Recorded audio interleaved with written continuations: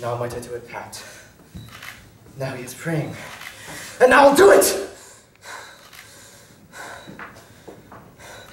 And so he goes to heaven. And so I am revenged, that will be scanned.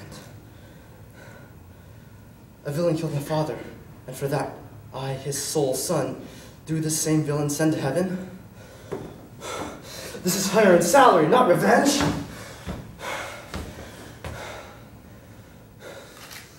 He took my father grossly, full of bread, with all his crimes broad blown as flesh is made. And how his audit stands, who knows, save heaven? But in our circumstance and course of thought, 'tis heavy with him. And am I then revenged, the taking and the purging of his soul, when he is fit and seasoned for his passage? No. Up, sword, and know thou a more horrid hint, when he is drunk asleep or in his rage, or in the incestuous pleasure of his bed, at gaming, swearing, or about some act that has no relish of salvation in it. Then trip him, that his heels may kick to heaven. Meryl, and I would be portraying Romeo in Romeo and Juliet, Act 3, Scene 3.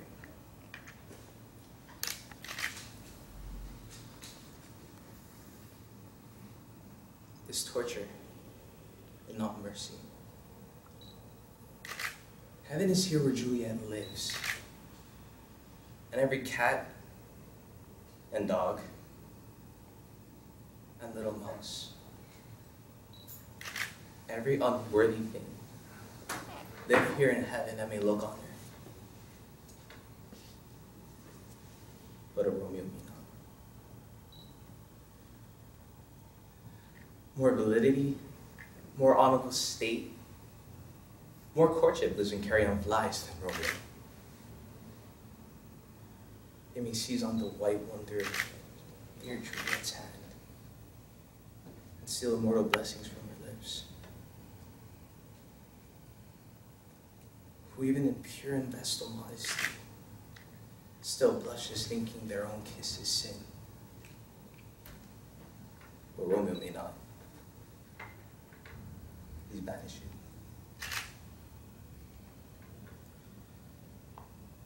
Flies are free men, but I from this must fly.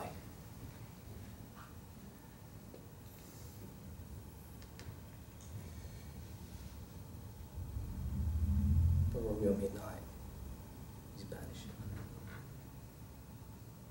And sayest thou that exile is not death? Yay! Move me, but I am as constant as northern star, of whose shoes fixed and resting quality there is no fellow in the firmament.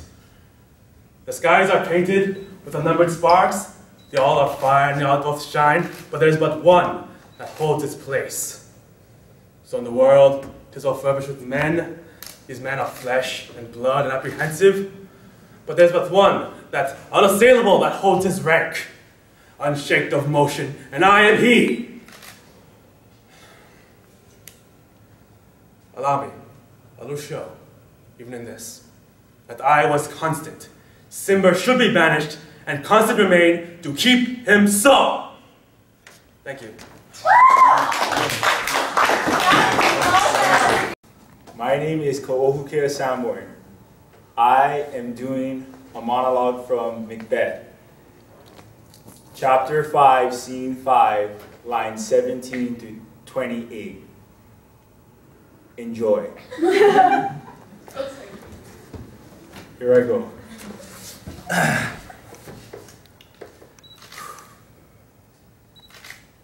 She should have died hereafter. There would have been time for such a word. Tomorrow, and tomorrow, and tomorrow creeps in this petty pace from day to day to the last syllable of recorded time. And all our yesterdays have lighted fools the way to dusty death. Out, out brief candle. Life is but a walking shadow, a poor player who struts and frets his hour upon the stage and then is heard no more. It is a tale told by an idiot, full of sound and fury, signifying nothing. And sing.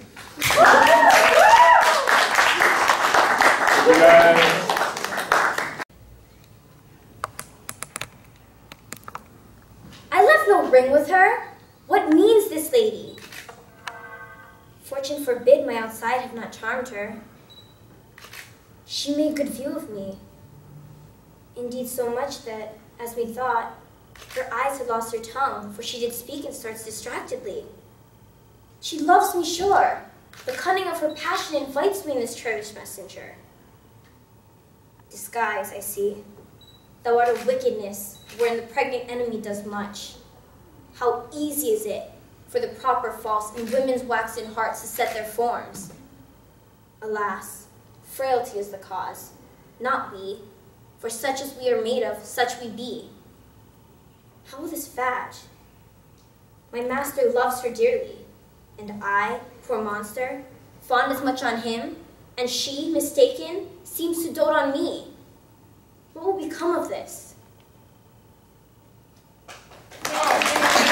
I'm going to be doing Romeo from Romeo and Juliet, Act 3, Scene 3. Okay, here we go.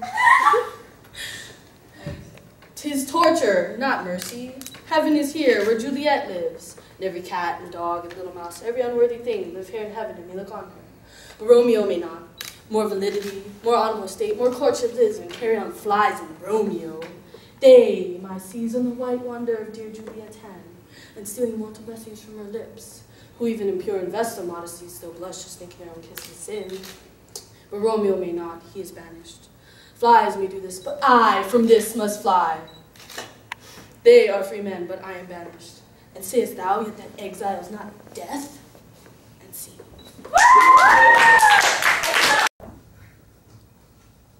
What, have I escaped love letters from the holiday time of my beauty, and am now subject to them? Let me see. What a herald of joy is this, O wicked world, one that is well nigh worn to pieces with age to show himself young gallant? What an ungreat behavior hath this Flemish drunkard picked, in the devil's name, out of my conversation that he dares in this manner say me, why he hath not been thrice in my company. What should I say to him? I was then frugal of my mirth, heaven forgive me. Why, I'll exhibit a bill in the Parliament for the putting down of men. How will I be revenged on him? For revenge I will be, as sure as his guts are made of pudding.